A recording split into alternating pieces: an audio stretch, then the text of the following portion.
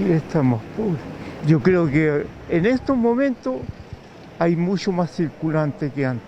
Sí, yo creo que sí, porque claro, hay harta gente que estamos cesantes todavía sin pega, por eso le digo yo que cada vez más pobre.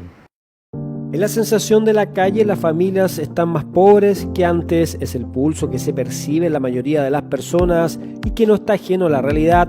Según encuesta CACEN 2020, más de 2 millones de chilenos se encuentran bajo la línea de la pobreza y extrema pobreza, estragos que sin duda ha dejado la pandemia. Este número que aumentó enormemente no significa necesariamente que los otros quintiles hayan mejorado. Fueron igualmente golpeados. Lo importante es que finalmente los deciles más vulnerables fueron brutalmente golpeados.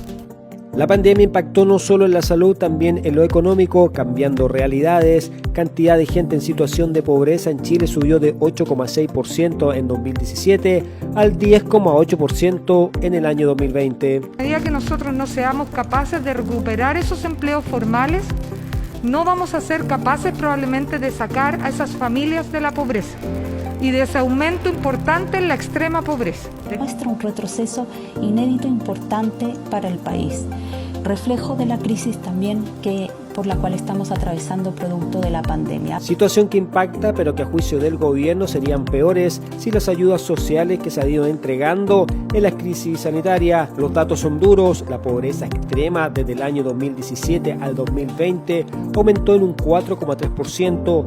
Esto significa que un hogar de 4 personas está por debajo de la línea de la pobreza, con un ingreso de 466.000 pesos promedio mensual y en extrema pobreza con 310.000 pesos mensuales. Familias más vulnerables tienen que volver a estar en el foco, tienen que volver a ser visibles. Tenemos que volver a poner todo nuestro acento y nuestro esfuerzo en los quintiles y deciles más vulnerables. Tratar de invertir justo en lo necesario y ver qué es lo que se puede ir creando a base de lo que estamos viviendo. Y de ahí, bueno, nacieron diferentes opciones. William hace un par de años se aventuró con una cafetería. Antes de la pandemia el negocio iba bien, pero la crisis lo golpeó como a muchos pequeños emprendedores. Obviamente uno se llena de incertidumbres, de preguntas, de qué es lo que va a pasar mañana, qué es lo que va a pasar de acá a 2 meses.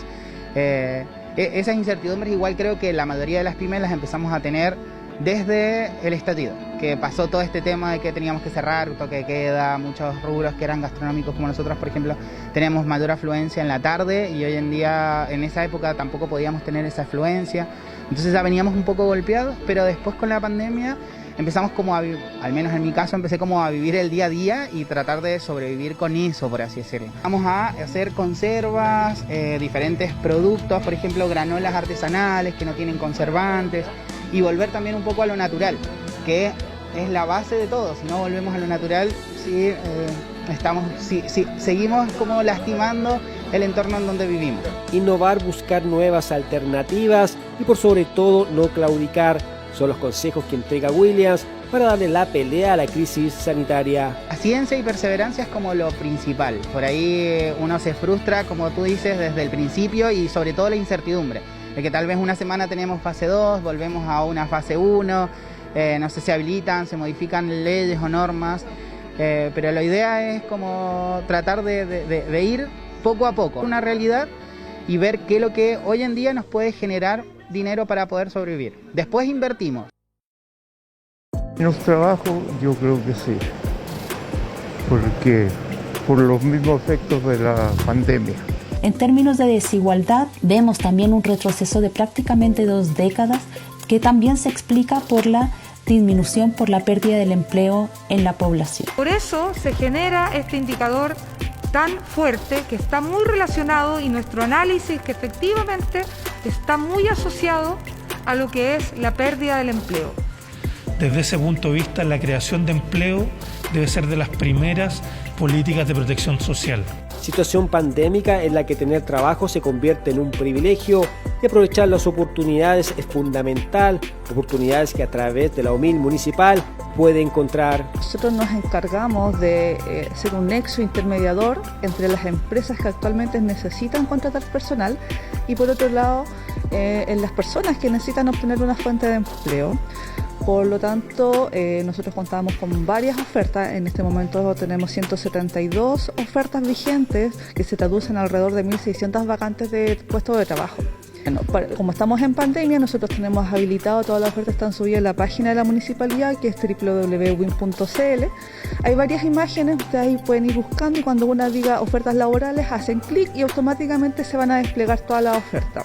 Las ofertas son variadas, diversos rubros y oportunidades. Lo fundamental es buscar bien. Si el buscar trabajo es un trabajo, entonces la idea es que las personas se organicen. Como yo te decía, si van a ver las ofertas, pues también hagan ese filtro de que si te están pidiendo experiencia en tal área y la persona tiene la experiencia, postular, ¿ya? No postular por postular o el por si acaso, porque se genera la expectativa de que por qué no me llaman, pero también yo tengo que ver que tal vez yo no cumplía con los requisitos, ¿ya? Exacto, porque el buscar trabajo, sobre todo cuando las personas tienen unas necesidades, genera una ansiedad para ello. Entonces la idea es como ser bien estructurado y buscar todos los canales para poder postular. Encuesta CACEN que da muestra de una dura radiografía que hizo retroceder al país en 5 años en la superación de la pobreza.